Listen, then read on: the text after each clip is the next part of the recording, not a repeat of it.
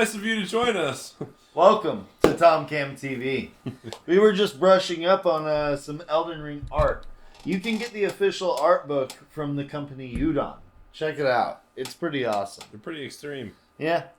We were just checking out the art book because we're getting really excited for Elden Ring Nightreign releasing this month. Happy May, everybody. Happy Nightreign month. Happy from Nightreign month. TomCam TV. Let's go. Hell yeah. I know we're going to be playing it pretty non-stop whenever it drops towards the end of the month. So we're going to take the whole month basically to have a retrospective on why we love this game so much. I think you know how much I love this game. I've got pretty much anything and everything I could have for this game. Oh yeah.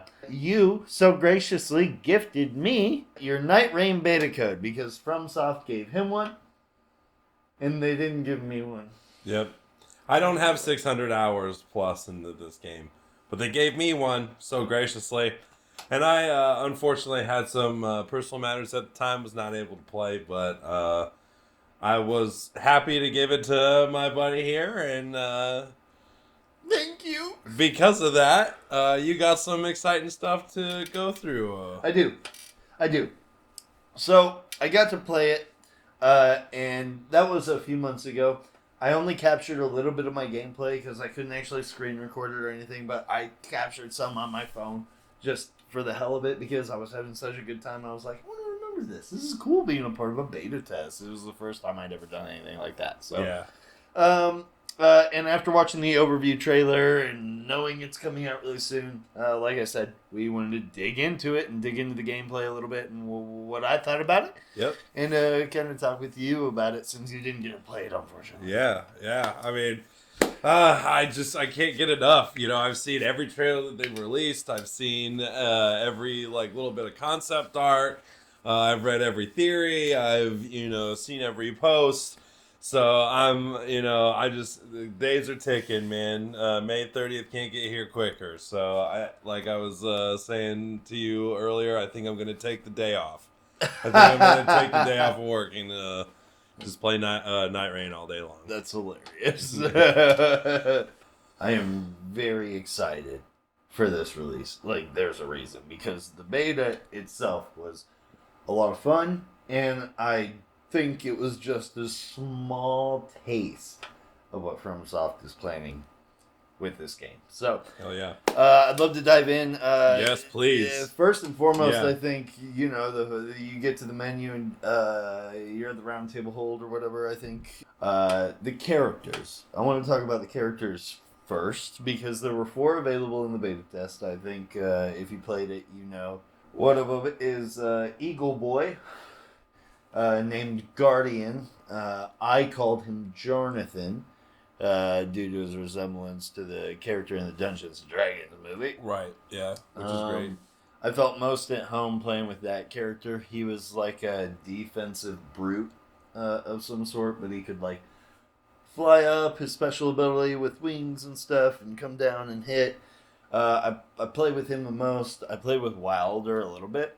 But his grappling hook, I don't know, it wasn't computing my brain. It took me a minute to get used to. I didn't feel like I really understood it that well.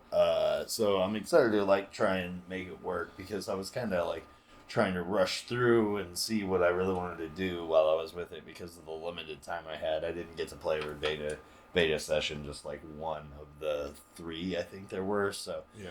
So I didn't really get to play a whole lot. But I did ultimately get to go through a whole 3-night cycle, which was really cool, which I'll get to. As far as the other characters go, there was the Guardian, Jonathan, which I played the most. Wilder with the grappling hook, I played a little bit with him. Didn't vibe with him as much. The other 2 were Duchess and Recluse. And I think if I would have had more time, I probably would have played with Duchess. I wanted to get with the rogue type dagger assassin. That's kind of what it felt like to me, and some Bloodborne-esque moves in there. I'd like to play with that a little bit, but yeah. I just didn't have the time. I played with her a little bit in the sparring ring. So I'm excited to get into that. Outside of that, in the overview trailer, man, we saw some more characters that I'm excited to dig into too. Oh, yeah. And there's some they haven't even talked about yet at the time of us filming this video. I assume there will be more character trailers released for them, like they've been doing for each character. Yeah, and then that's not even to mention all the characters that are going to come with the DLC, the new, like, you know, the ones that'll do that with, so... Yeah, that's very true. One of the big things that I loved about Elden Ring the most was the exploration aspect of it. Being able to dungeon crawl, going up and down, and around. The level design is unparalleled in my mind. So even with it being a faster-paced version of Elden Ring, you still were able to enjoy the exploration aspect of it. yeah, so I did. It was much more fast paced, like you mentioned. Like I've talked to you about it a little bit. You can sprint in this game. You don't have a horse, so the sprinting is you're flying across, and you don't really get to stop and smell the roses and appreciate the landscape as much as you did in Elden Ring. Yeah. But I think the exploration aspect is still there. And I don't know if the landscape was changing in the beta. I couldn't really tell. I didn't get a grasp on the map fully. But I know it will be ever constantly changing. So I am excited to just always have a new kind of land to explore. I think that's really cool because it was one of my favorite things about the base game, because it was just so sprawling and so big. Yeah. And just the levels from Limgrave to the Altus Plateau, into the mountaintops of giants. Yeah. Like, it kind of blew my mind playing that game and realizing, like, oh, it's like Dante's Inferno with the levels they built. All the in different this layers. game. Yeah. It's Yeah. really interesting. And I'm cool glad to you me. say that, because that's probably one of my favorite moments in all of video games altogether, was the first moment you step out of the doors in the first Elden Ring, and the lands between, you see everything, and it's just all at your disposal. I mean, you can go anywhere you want. I mean, you might die everywhere, but, you know, so, I mean, I'm glad that they carried on that same energy, that same magic over to Nightreign. Yeah, it was really fun. And then that's going to be your experience every time you play the game. Like, every single time you join in, like, they're expecting you to have that kind of magic. That's awesome. That's really exciting. It's really exciting. As far as exploration and Nightreign go, with my short time with it, I did get to explore quite a bit. Thinking back, I did come upon a fortress at one point, and we weaved our way in. It was a smaller fortress, something from the side. I fought a couple of the Liurnia masked wizards in there. Ultimately, we found ourselves at the top, and I remember I have the footage here. I go up top, and I see this black energy just swirling and gathering. So I go investigate.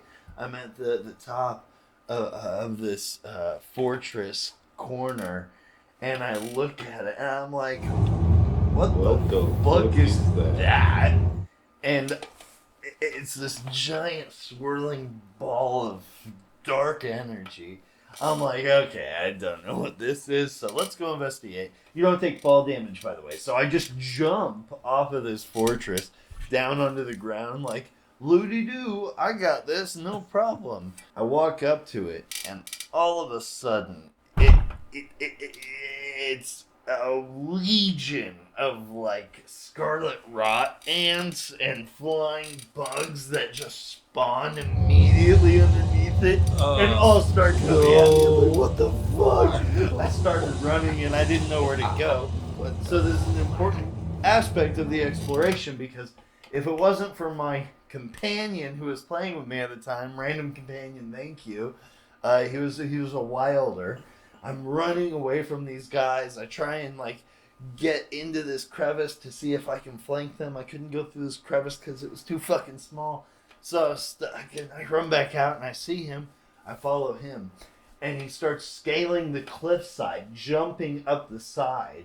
Like, you have so much more mobility vertically on these cliff sides. So realizing that kind of later into my playthrough, I was like, oh, I can't wait to explore and like make escapes like we just did, because it was a really cool escape, and that was like one of the funnest moments playing that game for me, I think. So like moments like that are gonna be so fun to experience. Oh yeah, that something sounds really awesome. exciting. Yeah. Yeah.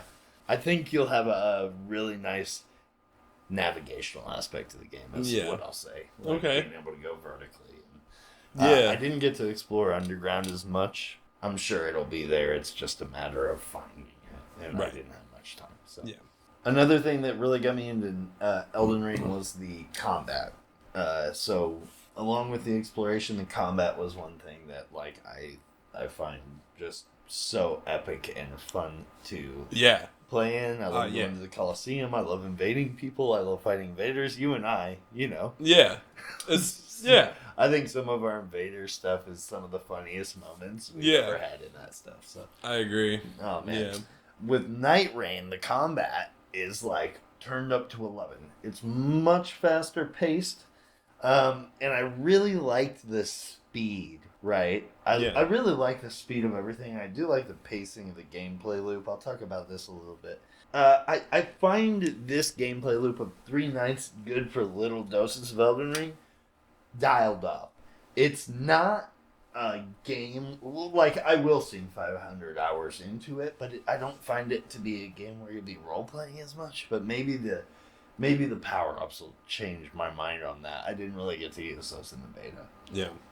But I like that it's a short dosage of Elden Ring, because I'm someone who doesn't have a lot of time to game anymore these days, you know? But the combat of it was really fun, turned up to 11, I'll say. You can revive teammates by attacking them.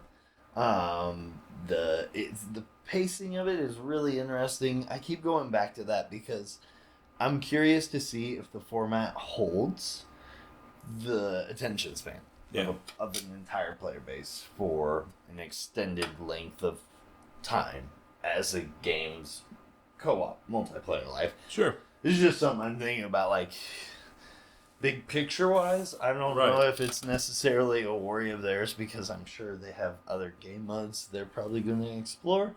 But I'm sure they have something up their sleeve for the gameplay loop's lifespan.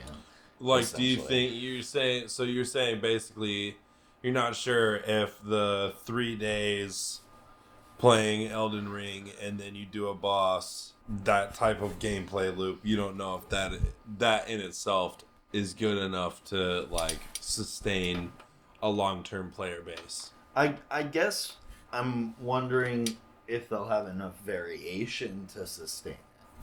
Which, they have a large pool, obviously, of assets and enemies to draw from. But I do wonder if they have, like, if that format alone can sustain a game. Yeah. Like, how many for the long term. How many rounds, how many games do you need to play before you start replaying and before it just re-killing starts the same feeling bosses? the same? That is something where I'm like, I don't want it to feel the same. You know, I want different a lot of the times. Yeah, that makes sense. But regardless of my speculation on the gameplay and the loop and whatnot, I ultimately found myself, I got to Night 3 one time. I got to defeat a Night Lord, Gladius, the 3-headed Cerberus type fox creature. I didn't get to record that gameplay, unfortunately. I wish I did. But it was a fun fight because he was like on Radahn's beach. It really reminded me of the Radahn fight, which was like a super favorite of mine in the base game. That's cool. And I just thought the boss fight was really cool. It was really fun. I died to him once on my first time getting to him. And then I finally beat him on the second time, so that was really cool to end my sessions with Nightreign that way. Yeah. And beating the boss. So I'm curious to see just the extent of how many Night Lords they have, and if it can sustain just a player base for an extended period of time. That's kind of my thought on the combat of it all. But I do like it. It's like turned up to 11, man. It's Elden Ring turned up to 11. It's Elden Ring to the max. I like the swiftness of the combat, the constant running from the next battle to the other, trying to power up because you start at level 1, you start really weak, so you have to just constantly go and evolve. If I had to call it something to comp it to anything, I'd call it Elden Ring Fury Road. Because it's like a constant chase, a constant run, a constant battle. It's just movement, action. I like that. I like the way you put that. Because that movie, if you've seen that movie, you'll know that movie is just a non-stop thrill ride. Like, it's just like, go. Go, go, go, go, go. So, like, noticing that when you pick up a new Site of Grace, you know, you can all upgrade your characters and do all that kind of stuff right there in the moment. You don't have to wait. Yep. Nightreign kind of mixes the best parts of what I liked about Elden Ring and the base game. The boss fights, the combat, the exploration. And I think the constantly evolving landscapes will help lend itself to a sense of exploration every time. I just hope FromSoft isn't depending on just the constantly evolving map of Limveld to keep our interest and our attention, because I think I do want more. I want bigger, and I'm sure they have something up their sleeve. Absolutely. I'm sure we're just getting teased. Oh yeah, and you know, in typical FromSoft fashion, you know, we only know the very, very small surface of what this whale of a game is going to be. Yep. So, after seeing the overview trailer, I know you watched it with me too. What were your thoughts on that, man? What do you think as somebody who like is a fan of Elden Ring, but not like a fan of Elden Ring? Yeah. So as somebody who likes the game, you know, I have to get explained the story too, because you know some things are just a little confusing. Some things are just a little out of my reach. I have to get explained too. Like, so like, the gameplay is a lot of fun, and I'm really excited. And you know me with multiplayer games. You know, if there's a good multiplayer game, I'm all in. You know, and this is a good game to where you know I can sit down on my couch and play my Portal and use my Portal and just sit there and have a good time with you know my friends and just you know. And play a good multiplayer game. You know, a really good multiplayer game is far and few between, and especially something like this. You know, this is a pretty niche type of game. So for it to be a multiplayer only game, you know, is pretty crazy. And you know, it's crazy to see the trajectory in From Software with multiplayer. You know, from the beginning they were like very against it. You know, very very against it. And then Bloodborne, you had to jump through so many hoops just to get somebody to join you, and then you know Elden Ring, but then it came to Elden Ring, and then now look where we are. So I mean, it's just like I'm super excited for what this game has in store. Man, I'm glad to hear, because I'm gonna be hitting you up to play a lot of it. Oh, I'm ready. You know, I'll be here May 30th, baby. One of the things I saw in the overview trailer that I think I'm the most excited about are the new characters that we haven't been introduced to. Yeah. I saw somebody on Reddit, and I'm sorry I don't remember your name. Someone, please find him, credit him, whatever. But it was the samurai character. He is potentially a Crucible samurai. Yeah. Like the Crucible Knights, but a Crucible samurai, and he was painting something like the Halleck tree. Okay. So I'm really curious to see if that has something to do for like the Sekiro fans out there. Again, I'm sorry, I will play it. But I'm just really excited to find out the lore behind each character, because I just love the story stuff, and I'm really curious to see if it's a prequel or something. I know we are gonna have a discussion on that, but I don't know, the variations of Night Lords, enemies, and homages to other FromSoft games, it just makes this look like a really exciting game to me. I'm stoked. It looks awesome. Yeah. And Raider also looks dope, by the way. I just can't wait to summon a fucking Colossal Gravestone and jump on that shit and rah, bash you motherfuckers. So I really think I'm really excited to just dive in and just spend a lot of time with each different character and just try out how each character plays. how each special comes into play. I'm not typically a ranged type of person, but I still like even the guy with the bow like looked pretty interesting to me. So I mean, there looks like to be so many combinations of different things you can do with this game. I'm so excited to maybe I'll up you in hours this go around. Maybe I'll be able to get 600 hours. Who knows? We'll see. Maybe, man. I've been pretty busy, so we'll see. Maybe. We'll see what summer holds. Anyways, I'm so excited for this game to drop. I'm excited to play with you once the shit drop. Yep. And guys, look out for gameplay. We're gonna figure out ways to live stream. Yep. And cheers. Yeah. Cheers, everybody. To Elden Ring Nightreign month, baby. Elden Ring Nightreign month. Hell yeah. Elden Ring Nightreign comes out May 30th on all platforms. Catch us on TomCam TV, on YouTube, and TikTok and Instagram. Cheers. Cheers, everybody. Hasta la vista, baby. Have a good night. Yeah.